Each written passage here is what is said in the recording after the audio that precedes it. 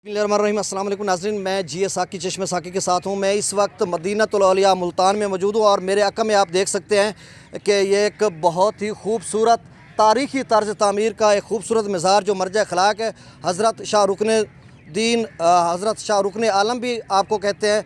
आपका ये मज़ार जो है वो कम व बेश 7 से 8 सदियाँ मरज अखलाक है। ये इब्न कासिम किला कोना कासिम बाग में असल में इनका जो पहले जो इनका मतलब मदफून था वो बहाउद्दीन ज़करिया मुल्तानी के जो पवांदी में था, वहाँ से इनको यहाँ पर लाया गया। और ये जो बिल्डिंग है ये 1325 में सुल्तान मोहम्मद तुगलक के दौर में इसको बनाया गया था। और ये आप अंदाज़ा करें, इमेजिन करें कि आज से 7 सदियाँ कबल किस तरह के शाहकार इमारत इस तरह की बनाई जाती थी। तो ये एक अपनी फ़न तामीर का एक जी नाज़रीन, आज का जो मेरा वीलॉग है वो हज़रत शाह रुकन आलम मुल्तानी की डॉक्यूमेंट्री है। जैसा कि मैं इंट्रोडक्शन में आपको बता चुका हूँ, तो आपका जो मज़ार है मदीनतुल औलिया मुल्तान में मरज अखलाक है। और मुकम्मल तफसील आपको बताऊँगा कि आपकी विलादत कब हुई और आपकी रहलत कब हुई।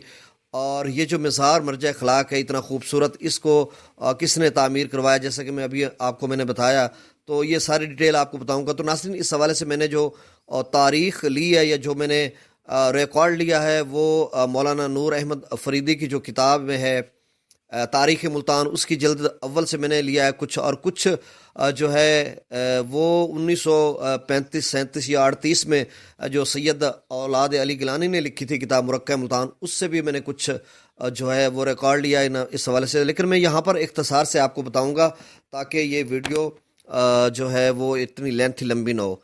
तो नाज़रीन, हज़रत शाह रुकन आलम मुल्तानी जो है वो 9 रमज़ानुल मुबारक 649 हिजरी में पैदा हुए थे। आपकी विलादत बासआदत है और तकरीबन जो सन बनता है ईस्वी वो 1228 के करीब बनता है। और आपकी जो उम्र शरीफ है वो 86 साल थी। और आपकी जो रहलत है जो आपका इंतकाल हुआ था वो 7 जमादियुल अव्वल 735 हिजरी में तकरीबन जो ईस्वी सन बनता है वो 1314 ईस्वी के करीब बनता है। और बाकी जो डिटेल है वो मैं मौलाना नूर अहमद फरीदी की जो किताब है तारीख़ मुल्तान, उसकी जिल्द अव्वल से मैं कुछ आपको बताता हूँ और फिर मैं सैयद औलाद अली गिलानी की किताब मुरक्का मुल्तान से बताऊँगा। तो मौलाना नूर अहमद फरीदी साहब रकम तराज हैं कि शेखुल आरिफ सदरुद्दीन मोहम्मद रहमतुल्लाह अलैह के विसाल के बाद आपके साहब ज़ादे हज़रत शाह रुकन आलम रहमा ने आबाए कराम की मसनद इरशाद को जीनत दी। जद अमजद हज़रत शेखुल इस्लाम की दस्तार मुबारक सर पर और शेखुल शयूख अलैहिर्रहमा का खरका ज़ेब तन करके खल्क़ खुदा को सिरात मुस्तकीम पर फैज़ करना शुरू किया। इस बाबरकत दौर में रुश्द व हिदायत की 3 मसनदें ज़्यादा मशहूर थीं और उन पर ऐसी यानी ये 1228 ईस्वी से लेकर 1314 ईस्वी के दौरान ये जो 80, 85 या 86 साल बनते हैं या कमोबेश 100 साल आप कह लें, तो उस दौरान जो 3 मसनदें थी मशहूर, उनमें एक ऐसी अजीम शख्सियतें थीं, रौनक अफरोज़ थीं, यानी बरसगीर पाक व हिंद में, पाक व हिंद तो मतलब अब पाकिस्तान बाद में बना काफ़ी 600, 700, 800 साल, तो बहरहाल जिन्होंने जुनैद और रहमतुल्लाह अलैह और गज़ाली की याद ताज़ा कर दी थी। एक कुतुबुल अक़ताब शाह रुकन आलम थे जो सुहरवर्दी सिलसिले को फ़रोग़ दे रहे थे। दूसरे शेखुल मोहिद्दीन शेख अलाउद्दीन चिश्ती रहमतुल्लाह अलैह थे, जिनके सहाबे करम ने अजूधन की सरजमीन को रश के फिरदौस बना रखा था। अजूधन मेरे ख्याल में पाक पतन को कहते हैं, जहाँ हज़रत बाबा फरीद गंज शकर थे। चूँकि बाबा फरीद गंज शकर उनसे कबल आए थे, यानी तकरीबन कोई आप यूँ कह लें कि 11वीं सदी में।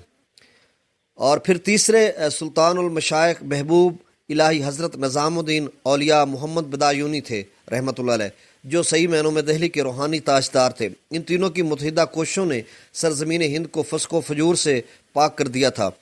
इस दौर का मशहूर मुअर्रिख़ ज़ियाउद्दीन बरनी इन कुदसी नफूस के फ़योज़ व बरक़ात का ज़िक्र अपने अल्फाज में इस तरह करता है। अब ये जो उनके अल्फाज हैं इसको मैं पढ़ देता हूँ, लेकिन आगे जाकर उसकी फ़ारसी में लिखा हुआ है, लेकिन चूँकि फ़ारसी मुझे कुछ इल्म नहीं है इस हवाले से, तो वहाँ पे गलती हो सकती है, मैं उस तहरीर को नहीं पढ़ूँगा। तो ये लिखते हैं ज़ियाउद्दीन बरनी कि सुल्तान अलाउद्दीन के ज़माने के मशाइख में से सजादा तसव्वुफ़ हज़रत महबूब इलाही निज़ामुद्दीन शेखुल मशाइख अलाउद्दीन और कुतुबुल अक़ताब रुकनुद्दीन से आरास्ता था। एक दुनिया उनके अनफास से برقع سے اور روشن ہوئی ایک دنیا نے ان کی بیعت کا ہاتھ پکڑا اور ان کی مدد سے گناہ گاروں نے توبہ کی، ہزاروں بدکاروں اور بے نمازیوں نے بدکاری سے ہاتھ اٹھا لیا اور ہمیشہ کے لیے صوم و صلات کے پابند ہو گئے۔ تو یہاں پہ انہوں نے یہ لکھا ہے، اور باقی جو انہوں نے اور فارسی میں بہت کچھ لکھا ہے تو اس کو میں سکپ کرتے جا رہا ہوں، اور تھوڑا سا آگے آپ کو ڈیٹیل بتا کر پھر میں وہ ڈیٹیل بتاتا ہوں ناظرین جو اپنا اولاد علی گیلانی نے لکھی ہے۔ چونکہ یہ ڈیٹیل سے لکھا ہوا ہے تو یہاں پر وہ لکھتے ہیں کہ قطب الاقطاب کا مقام جو اس طرح شاہ رکن عالم رحمۃ اللہ کا ذکر کرتے ہیں۔ اب یہ سارا کچھ فارسی میں لکھا ہوا ہے، لیکن نیچے انہوں نے لکھا یعنی اس سے زیادہ شرف اور بزرگی کیا بات ہو سکتی ہے کہ باپ صدر الدین عارف اور دادا شیخ الاسلام بہاؤالدین زکریا رحمۃ اللہ علیہ ہو۔ بلا شبہ قطب الاقطاب شاہ رکن عالم رحمۃ اللہ علیہ نے طریقت اور مشیخت کو اوج کمال پر پہنچا دیا تھا اور مریدوں کی تربیت کا حق ادا کر دیا تھا۔ وہ باپ دادا کی مسند کو ہر وقت منور رکھتے تھے۔ سندھ اور ملتان کے تمام لوگ اس خاندان سے وابستہ تھے۔ ہندوستان اور ملتان کے بے شمار علماء اور مشائخ آپ کے مریدوں میں شامل تھے۔ آپ کے کشف و کرامات میں کسی کو شک و شبہ نہیں رہا تھا۔ مورخین کے علاوہ مشائخ اور فقراء نے بھی آپ کی منقبت اور شان میں قصائد لکھے ہیں۔ مولانا فخر الدین عراقی نے الشیخ العارف صدر الدین رحمۃ اللہ علیہ یعنی آپ کے والد ماجد کا اور آپ کا ایک ہی جگہ ذکر کیا اور اپنے پیر طریقت حضرت شیخ الاسلام کو خطاب کرتے ہوئے عرض کیا۔ اب یہ فارسی میں لکھے ہوئے اشعار، آگے میں چلتا ہوں۔ اگرچہ شیخ الاسلام کثیر الاولاد تھے، لیکن شیخ العارف اور قطب الاقطاب کو جو خصوصی تعلق حضرت سے تھا اس کے پیش نظر عراقی رحمۃ اللہ علیہ نے خصوصیت کے ساتھ ان کا ذکر کیا، گویا آسمان سہرورد پر اس وقت صرف یہی شمس و قمر ضیاء بار تھے۔ مولانا جمالی اور سلطان الطارقین حمید الدین حاکم نے حضرت کی شان میں برقصائد لکھے ہیں۔ ان کی اس مختصر کتاب میں گنجائش کہاں۔ حضرت قطب الاقطاب نے کمالات باطنی کے ساتھ ظاہری حسن و جمال سے بھی بہرہ ور پایا تھا۔ مولانا جمالی لکھتے ہیں کہ شیخ عثمان سیاہ سنامی آپ کے حسن و جمال اور چہرہ انور کے انوار و تجلیات کو دیکھ کر ہی حلقہ ارادت میں داخل ہوئے تھے۔ پھر دہلی کا سفر، اب یہ ناظرین بہت ڈیٹیل سے لکھا ہوا ہے۔ اگر آپ میں سے کوئی ان کے جو سمان حیات ہے یا ان کی جو زندگی ہے اس حوالے سے آپ دیکھنا یا پڑھنا چاہتے ہیں تو آپ تاریخ ملتان کتاب لیں، مولانا نور احمد فریدی کی جلد اول، اور اس میں یہ ڈیٹیل سے لکھا ہوا ہے کہ آپ نے دہلی کا جو ہے وہ سفر اختیار کیا اور وہاں پر آپ کو بہت زیادہ محبت ملی، اور جو آپ کے مریدین کا حلقہ تھا نظام الدین اولیاء رحمۃ اللہ علیہ، تو علماء وہاں پہ ان کے ہاتھ پر بیعت کی۔ یہ بھی لکھا ہوا ہے نا کہ آخر ایک دن حضرت محبوب الہی نظام الدین اولیاء کے مرید ملک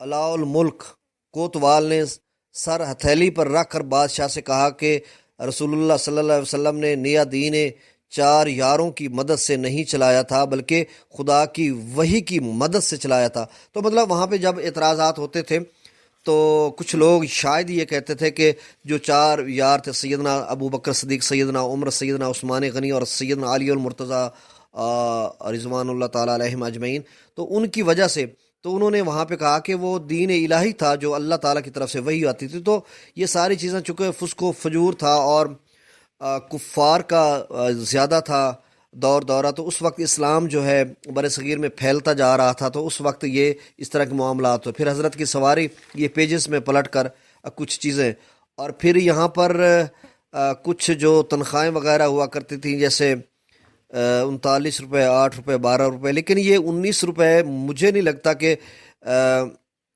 اس دور میں 19 روپے ملتے ہوں۔ یہ 800 سال پہلے کی بات ہے، تو 19 روپے کا ذکر یہاں پہ انہوں نے لکھا، میری سمجھ سے بالا تار ہے۔ تو بہرحال روپے اس وقت کیا ہوا کرتے تھے، اس طرح کی کرنسی ہوا کرتی تھی 800 سال قبل۔ تو بہرحال یہ مولانا نور احمد فریدی یہاں پہ رقم تراز ہیں۔ اور ناظرین آگے سندھ کا دورہ کا بھی لکھا ہوا ہے، تو سندھ کے دورہ میں بھی سندھ میں حضرت شیخ الاسلام زکریا کے فیوز و برکات سے باقی ممالک کی نسبت زیادہ وہاں پر یہ ان کے عقیدت مند تھے اور ان جنہوں نے آپ کے ہاتھ پر بیعت کی۔ حضرت شاہ رکن عالم نے بھی اس رے گزار کو یقیناً کئی بار اپنے قدم سے مشرف کیا اور متبرک وہ علاقہ وہ جگہ ہوئی، چونکہ آپ ایک کامل ولی تھے. تو یہ ساری ڈیٹیل انہوں نے لکھی ہے. پھر دہلی کا تیسرا سفر بھی ہے، دوسرا سفر بھی ہے. تو یہ ان کی مکمل یہاں پہ بہت ڈیٹیل سے لکھا ہوا ہے. تو ناظرین اب میں آپ کو آگے پھر انہوں نے لکھا کہ فرشتہ لکھتا ہے کہ حضرت قطب الاقطاب شاہ رکن عالم قطب الدین مبارک شاہ کے عہد میں 3 دفعہ دہلی تشریف لائے. تو 3 مرتبہ دہلی تشریف لائے، اور وہاں پر جو ان کے عقیدت مندان تھے یا محبان تھے یا اہل بیت میں مریدین تھے، تو وہ آپ سے بہت محبت کرتے تھے، آپ کو نظر و نیاز بھی دیا کرتے تھے، اور آپ وہ نظر و نیاز جو ہے وہ غربا میں تقسیم کر دیا کرتے تھے، اور پھر ان کو نصیحت کرتے تھے کہ تو آپ مطلب راہ اللہ میں خرچ کیا کریں اور غربا وغیرہ کا جو ہے ان کی خدمت کیا کریں. تو ناظرین کتابیں میرے سامنے کھلی پڑی ہیں، تو اس وجہ سے میں اپنی گفتگو بھی بیچ میں کر رہا ہوں اور پھر آپ کو یہ ڈیٹیل بتا رہا ہوں. اور یہ وائس اوور میں نے کیا ہے اس مزار کے جو ویڈیو بنا کر. تو اب میں اولاد علی گیلانی کی جو کتاب ہے تاریخ مرقع ملتان، اس میں سے چند چیزیں 2-3 منٹ کی میں آپ کو بتا دیتا ہوں، اور پھر میں مزار جو ہے وہ کس طرح کا بنا ہوا، اس کے حدود اربع یا اس کا جو اس کی جو چوڑائی ہے یا اس کی لمبائی ہے، وہ ساری ڈیٹیل آپ کو بتاتا ہوں. تو حضرت شاہ رکن عالم کے بارے میں اولاد علی گیلانی لکھتے ہیں کہ ان کی کتاب مرقع ملتان کے صفحہ نمبر 204 پہ لکھا ہوا ہے، اور اس کا ٹائٹل ہے روضہ حضرت شاہ رکن عالم اور رحمۃ اللہ علیہ. تو اس میں لکھتے ہیں کہ قلعہ کے جنوب مغرب میں حضرت شاہ رکن عالم اور رحمۃ اللہ علیہ کا عظیم الشان روضہ واقع ہے. آپ کا اصلی نام رکن الدین ابو الفتح ہے، اور آپ حضرت غوث بہاءالحق کے پوتے ہیں، یعنی بہاءالحق بھی سے انہیں کہتے ہیں اور بہاؤالدین زکریا بھی کہتے ہیں. شاہان تغلق کے زمانے میں مذہبی اور سیاسی لحاظ سے آپ بہت بڑی شخصیت کے مالک اور بڑے پایا کے بزرگ تھے. آپ کے زمانہ میں ابن بطوطہ مشہور سیاح ملتان میں سے گزرا. سلطان مبارک شاہ خلجی 1317 عیسوی میں حضرت شیخ نظام الدین اولیاء سے ناراض ہو گیا، اور اس نے حضرت شاہ رکن عالم رحمۃ اللہ علیہ کو اس غرض سے دہلی میں طلب کیا کہ ان کی وجہ سے حضرت شیخ نظام الدین اولیاء کا اثر و رسوخ کم ہو جائے. دہلی کے قریب پہنچ کر آپ نے حضرت شیخ سے ملاقات کی. پھر جب بادشاہ سے ملاقات ہوئی تو بادشاہ نے دریافت کیا کہ دہلی میں پہنچنے کے بعد سب سے پہلا شخص کون تھا جو آپ کی ملاقات کے لیے آیا. آپ نے جواب دیا کہ وہ شخص جو اس زمانے میں اپنی نظیر نہیں رکھتا تھا. بادشاہ اس جواب سے بہت خوش ہوا اور اس کی ناراضی دور ہو گئی. آپ اپنے مریدوں کو ہمیشہ نیکی اور تقوی کی تعلیم دیا کرتے تھے. آپ کے روضہ مبارک کی عمارت ہندوستان کی بہترین عمارتوں میں شمار کی جاتی ہے. یہ عظیم الشان عمارت مسمن شکل کی ہے. اس کا مرکزی قطر 51 فٹ 9 انچ لمبا ہے. ہر ایک زاویہ پر عمودی ستون کھڑے ہیں. اس سے اوپر کے حصہ میں ایک اور مسمن شکل کی عمارت استادہ ہے، جس کا باہر کی طرف کا گھیر تقریباً 25 فٹ کا ہے اور اونچائی میں 26 فٹ ہے. اوپر کے گنبد کی بیرونی گولائی 58 فٹ ہے اور کل مقبرہ کی بلندی 100 فٹ اور 2 انچ ہے. چونکہ مقبرہ بہت بلندی پر واقع ہے، اس لیے ارد گرد کی آبادی سے یہ کوئی 150 فٹ کے قریب بلند ہے. ملتان سے 12 میل یہاں پہ لکھا ہوا ہے، یا 12 سے 15 میل بھی لکھا ہوا ہے کہ فاصلے سے یہ عمارت نظر آتی ہے. یہ چونکہ کتاب 1935-36 میں لکھی گئی تھی، تو آپ یقین کریں اب جب کہ اتنی بلند و بالا عمارتیں بن گئی ہیں تو یہ اب مقبرہ وہاں سے نظر آنا مشکل ہو گیا ہے. بیان کیا جاتا ہے کہ اصل میں یہ مقبرہ شاہ تغلق نے اپنے لیے تعمیر کروایا تھا. تو ناظرین یہ 1325 کے قریب اس کی تاریخ ملتی ہے کہ انہوں نے تعمیر کروایا تھا. بعد میں اس کے لڑکے محمد تغلق نے آپ کی نثر کر دیا تھا، یعنی مقبرہ حضرت شاہ رکن عالم کو نثر کیا. مقبرہ میں حضور کے اولاد کے سینکڑوں قبریں ہیں جو بعد میں یہاں دفن ہوتے رہے. حضرت غوث بہاؤالدین زکریا ملتانی رحمۃ اللہ علیہ کے مقبروں پر عقیدت مندان علاقہ اور زائرین سندھ کا اکثر ہجوم رہتا ہے. زائرین سندھ ہمیشہ بڑی بڑی ٹولیوں میں پیادہ سفر طے کر کے یہاں آتے ہیں. تو ناظرین یہ 1935-36 میں کتاب لکھی گئی، تو یقیناً اس وقت گاڑیاں بہت کم تھی، تو لوگ بار برداری کے لیے جو گھوڑے یا اونٹ یا کھچر یا جو بھی ان کے تھے یا پیدل آتے تھے، تو یہ زائرین بڑی تعداد میں آتے تھے. تو ناظرین اب بھی جو ہے میں اختصار سے اب میں اس کو وائنڈ اپ کر رہا ہوں، تو اب بھی بہت سارے ناظرین زائرین آتے ہیں جب ان کا عرس مبارک ہوتا ہے حضرت بہاؤالدین زکریا ملتانی کا، تو وہ دونوں مزارات پر اپنی حاضری دیتے ہیں، اور شاہ محمود قریشی جو رہنما تحریک انصاف ہیں، تو ان کے آباء و اجداد سجادہ نشین رہے ہیں دونوں مزار کے، تو اب بھی سید شاہ محمود قریشی ہیں اور ان کے بھائی بھی ہیں جو سجادہ نشین ہیں، تو بہرحال ان کے پاس ہے۔ تو ناظرین، یہ ایک تاریخی اور ولاگ تھا اس حوالے سے کہ حضرت شاہ رکن دین کے جو مزار ہے، یا جو ان کی سمان حیات ہے، یا ان کی جو زندگی بسر ہوئی ہے، اس حوالے سے ڈیٹیل آپ کو بتا دی ہے۔ اور ناظرین، یہ بہت اونچی جگہ پہ قلعہ بنایا گیا تھا 712 میں، جب تقریباً 712 میں محمد بن قاسم آئے تو انہوں نے دیبل کے راستے یعنی کراچی کے راستے جب ملتان تشریف لائے تو یہاں پہ انہوں نے قلعہ تعمیر کروایا تھا۔ وہ بہت اونچی جگہ ہے، آپ میں سے کچھ دوستوں نے اگر دیکھا ہوا ہو تو وہ کس طرح سے انہوں نے مٹی کو اکٹھا کیا تھا، ارد گرد کی مٹی کو لے کر، اس کو النگ بھی بولتے ہیں، اور پھر وہاں پہ مختلف گیٹس بھی بنائے گئے ہیں، دہلی گیٹ ہے، لوہاری گیٹ ہے، وغیرہ وغیرہ، دولت گیٹ ہے۔